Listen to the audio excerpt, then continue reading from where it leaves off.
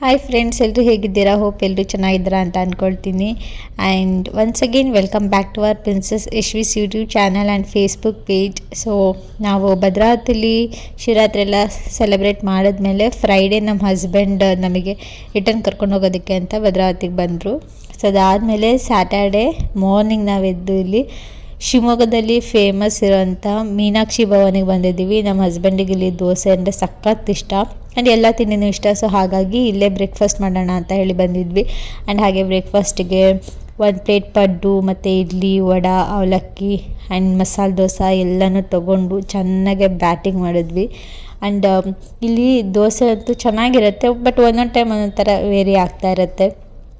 ಇನ್ನು ನಮ್ಮ ಪುಟಾಣಿಗೆ ಅಫ್ಕೋರ್ಸ್ ದೋಸೆ ಇಷ್ಟ ಆಯಿತು.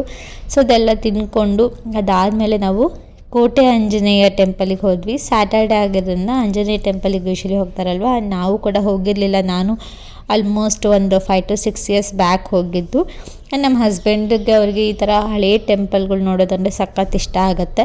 ಅವರು ಒನ್ ಟೈಮ್ ವಿಸಿಟ್ ಮಾಡಿರಲಿಲ್ಲ. ಹಾಗೆ ಈ ವೀಕ್ ಹೋಗೋಣ, ಹೇಗೂ ಫ್ರೀ ಇದ್ದೀವಿ ಅಂತ ಹೇಳಿ ಆಂಜನೇಯ ಟೆಂಪಲಿಗೆ ಹೋದ್ವಿ.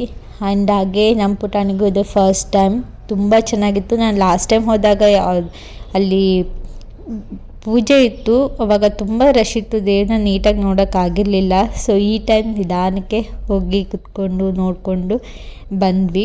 ಸೊ ಇದಂತೂ ಶಿವಮೊಗ್ಗದಲ್ಲಿರೋರಿಗೆ ಎಲ್ಲರಿಗೂ ಗೊತ್ತಿರುತ್ತೆ, ಎವ್ರಿ ಸ್ಯಾಟರ್ಡೇ ಇಲ್ಲಂತೂ ಸಖತ್ ಕ್ರೌಡ್ ಇರುತ್ತೆ. ಆ್ಯಂಡ್ ಇಲ್ಲಿ ನಮ್ಮ ಪುಟಾಣಿ ಪೂಜೆ ಎಲ್ಲ ಮುಗಿಸ್ಕೊಂಡ್ಮೇಲೆ ದೇವಸ್ಥಾನಕ್ಕೆ ಪುಟ್ಟ ಪಾಪುಗಳು ಬಂದಿರ್ತಾರಲ್ಲ, ಅವರಿಗೆಲ್ಲ ಮಾತಾಡ್ಸೋಕ್ಕೆ ನೋಡ್ತಾ ಇದ್ಲು. ಅವಳಿಗೆ ಸಣ್ಣ ಮಕ್ಕಳು ಅಂದರೆ ತುಂಬ ಪ್ರೀತಿ, ಎಲ್ಲ ಮಕ್ಕಳಿಗೂ ಮಾತಾಡ್ಸೋಕೆ ಹೋಗ್ತಾಳೆ.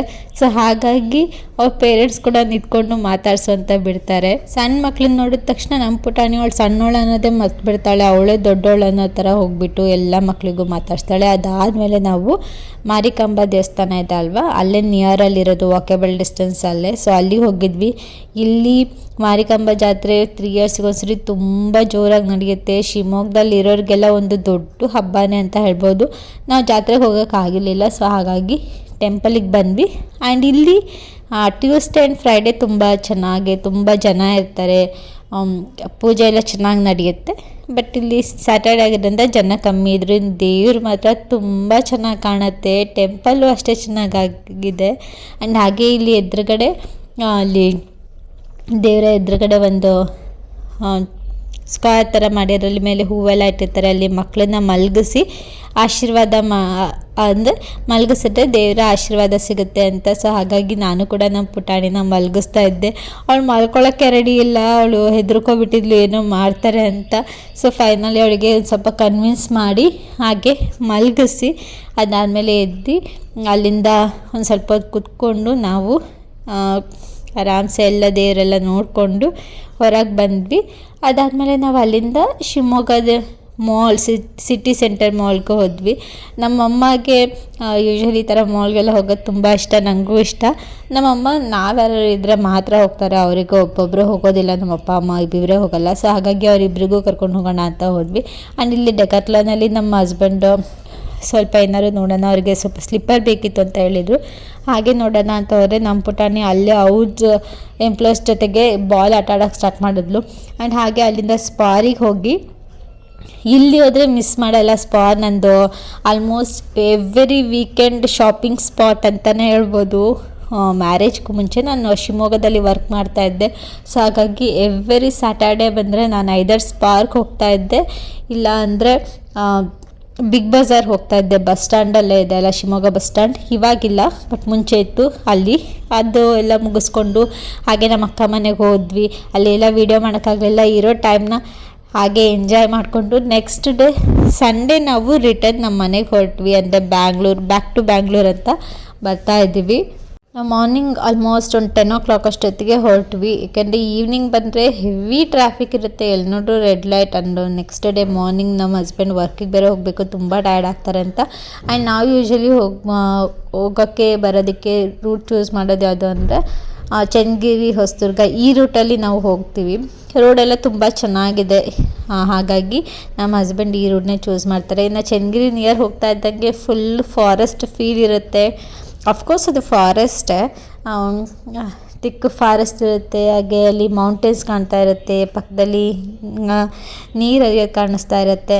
ಆ್ಯಂಡ್ ನಮ್ಮ ಪುಟಾಣಿಗೆ ಪಾಪ ಏನಂದರೆ ಅವಳಿಗೆ ಹುಷಾರಿರಲಿಲ್ಲ. ಅವಳಿಗೆ Friday, Saturday and Sunday 3 days ಅಷ್ಟೇ ಪಾಪ ಅವಳಿಗೆ ಹುಷಾರಿರಲಿಲ್ಲ.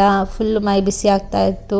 ಅವಳಿಗೆ ಸಿರಪ್ ಹಾಕಿದ್ರೂ ಕೂಡ ಅವಳಿಗೆ ಸ್ವಲ್ಪ ಕಮ್ಮಿ ಆಗೋದು ಮತ್ತು ಮೈ ಬಿಸಿ ಆಗೋದು, ಸ್ವಲ್ಪ ಟಯರ್ಡ್ ಆಗ್ತಾಯಿದ್ಲು. ಬಟ್ ಸ್ಟಿಲ್ ಅವಳು ಜರ್ನಿ ಎಂಜಾಯ್ ಮಾಡ್ತಾಯಿದ್ಲು. ಇನ್ನು ಚಿತ್ರದುರ್ಗ ಬರ್ತಿದ್ದಂಗೆ ಅಲ್ಲಿ ಕೋಟೆ ಬಂಡೆಗಳೆಲ್ಲ ನೋಡ್ಬೋದು ಎಷ್ಟು ಚೆನ್ನಾಗಿರುತ್ತೆ ಅಂತ. ನಮ್ಮ ಪುಟಾಣಿಗೆ ಹುಷಾರಿರಲಿಲ್ಲ, ಬಟ್ ಆದರೂ ಕೂಡ ಅವಳಿಗೆ ಕರ್ಕೊಂಡು ಬಂದುಬಿಡೋಣ ಅಂತ ಹೇಳಿ ಕರ್ಕೊಂಡು ಬಂತಿದ್ವಿ. ಅವಾಗವಾಗ ತುಂಬ ರೆಸ್ಟ್ ಮಾಡ್ತಾಯಿದ್ಲು, ಟಯರ್ಡ್ ಆಗ್ತಾಯಿದ್ಲು, ಸ್ವಲ್ಪ ಅಷ್ಟೇನು ಆ್ಯಕ್ಟಿವ್ ಆಗಿರಲಿಲ್ಲ. ಆ್ಯಂಡ್ ಈ ಸರಿ ನಿದ್ದೆ ಕೂಡ ತುಂಬಾ ಕಮ್ಮಿ ಮಾಡಿದ್ಲು. ತುಂಬ ಫುಲ್ ಜರ್ನಿ ಆಲ್ಮೋಸ್ಟ್ ಅವಳು ಎಚ್ಚರ ಇದ್ಲು. ಹಾಗಾಗಿ ಅವಳಿಗೆ ಎಲ್ಲನೂ ತೋರಿಸ್ತಾ ಇದ್ವಿ. ಈ ವಿಂಡ್ ಮೇಲೆಲ್ಲ ಅವಳು ಲಾಸ್ಟ್ ಟೈಮೆಲ್ಲ ಅಷ್ಟು ಗೊತ್ತಾಗ್ತಾ ಇರಲಿಲ್ಲ, ಬಟ್ ಈ ಸರಿ ಅವಳಿಗೆ ತುಂಬ ಎಲ್ಲನೂ ಅಬ್ಸರ್ವ್ ಮಾಡ್ತಾಳೆ. ಏನು ಹೇಳಿದ್ರು ಅದನ್ನು ಕೇಳಿಸ್ಕೊತಾಳೆ, ಅದನ್ನು ಅರ್ಥ ಮಾಡ್ಕೊಳ್ಳೋಕೆ ಟ್ರೈ ಮಾಡ್ತಾ ಇದ್ದಾಳೆ. ಸೊ ಹಾಗಾಗಿ ನಾವು ಜರ್ನಿ ಫುಲ್ ಅವಳಿಗೆ ಎಲ್ಲನೂ ತೋರಿಸ್ಕೊಳ್ತಾ ಬರ್ತಾಯಿದ್ವಿ. ಆ್ಯಂಡ್ ಜರ್ನಿಲಿ ಒಂದು ಸ್ಯಾಡ್ ಥಿಂಗ್ ಅಂದರೆ 3 ಕಡೆ ಆ್ಯಕ್ಸಿಡೆಂಟ್ನ ನೋಡಿದ್ವಿ. ಸೊ ಹಾಗಾಗಿ ಯಾರೇ ಜರ್ನಿ ಮಾಡ್ತಾಯಿದ್ರು ಕೂಡ ಕೇರ್ಫುಲ್ಲಾಗಿ ಜರ್ನಿ ಮಾಡಿ. ಆ್ಯಂಡ್ ಹಾಗೆ ಅಲ್ಲೇ ಮಧ್ಯಾಹ್ನ ಊಟಕ್ಕೆ ಹೋಗೋಣ ಅಂತ ಶೆಟ್ಟಿಸ್ ಲಂಚ್ ಹೋಮ್ ಇಲ್ಲಿ ಹೊಸದಾಗಿ ಓಪನ್ ಆಗಿದೆ. ಸೊ ಪ್ಲೇಸ್ ಎಲ್ಲ ನೋಡ್ಬೋದು, ಚಿತ್ರದುರ್ಗ ಡಿಸ್ಟಿಕ್ ಹತ್ರನೇ. But actual Shetty's lunch home ನಾವು ಕುಂದಾಪುರ ಹೋದಾಗ ತಿಂದಿದ್ವಿ. ಚಿಕನಲ್ಲಿ ಗೀ ರೋಸ್ಟ್ ತುಂಬ ಚೆನ್ನಾಗಿತ್ತು.